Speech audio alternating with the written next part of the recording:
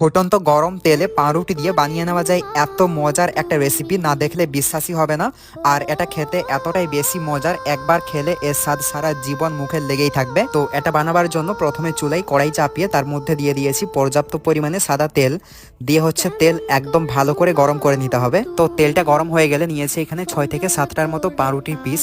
আর তোমরা যদি বেশি করে বানাও সেই ক্ষেত্রে কিন্তু একটু বাড়িয়ে নেবে। তো এখন এই গরম তেলে একবারে দুটো করে এই পাউরুটির পিস দিয়ে দিচ্ছি। তারপর চুলার আঁচটাকে কমিয়ে দিয়ে মানে মিডিয়ামে করে দিয়ে এখন উল্টে পাল্টে দু সাইডটাকে ভালো করে ভাজতে হবে। তো যখন এক সাইডে এরকম ব্রাউন কালার চলে আসবে তখন এটাকে উল্টে নিতে হবে। দিয়ে উল্টো সাইডটাকে ঠিক একই রকম কালার করে ভাজতে হবে।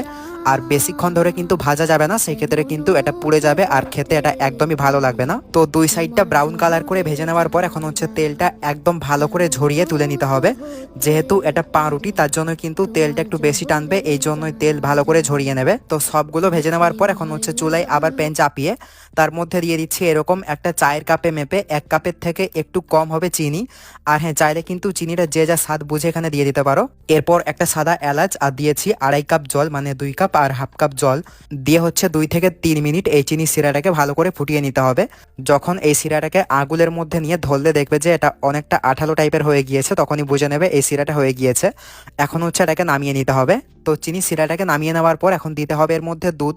তো দুধ দেওয়ার আগে কিন্তু এর থেকে এলাচটাকে তুলে নিতে হবে। তো এরপর আমি নিয়েছি 10 টাকা দামের দুটো গুঁড়ো দুধ। এখন এই গুঁড়ো দুধ এই চিনি সিরার মধ্যে দিয়ে ভালো করে মিশিয়ে নিতে হবে। আর চাইলে কিন্তু গরুর দুধ দিয়ে বানানো যাবে, সেই ক্ষেত্রে চিনি সিরাটা বানানোর সময় এখানে কিন্তু কোনো রকম জল দেওয়া যাবে না, সেই দুধ দিয়ে কিন্তু বানাতে হবে, তাহলেই হবে। তো এই গুঁড়ো দুধ আমি চিনি সিরার মধ্যে একদম ভালো করে মিশিয়ে নিয়েছি।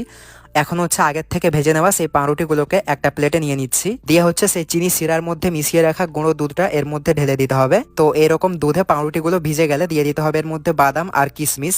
আমি কিন্তু একদম ছোট করে এই বাদাম আর কিশমিশ কেটে নিয়েছি। এখন এগুলো দিয়ে দিচ্ছি উপর থেকে, এতে করে কিন্তু দেখতে ভালো লাগবে। তো দেখো বানিয়ে নেওয়ার পর দেখতে কতটা সুন্দর হয়েছে আর কতটা লোভনীয় হয়েছে। এগুলো যে দেখবে সেই খেতে চাইবে, আর খেতে এতটাই বেশি মজার হয়, একবার খেলে এর সাথে সারা জীবন মনে থাকবে। তো বাড়িতে একবার বানিয়ে দেখো। আর আজকের ভিডিওটা ভালো লাগলে পেজটা ফলো করে নিও আর ভিডিওটা বেশি বেশি করে শেয়ার করে দিও। তো সবাই ভালো থেকো। তো চলো আজকের মতো টাটা।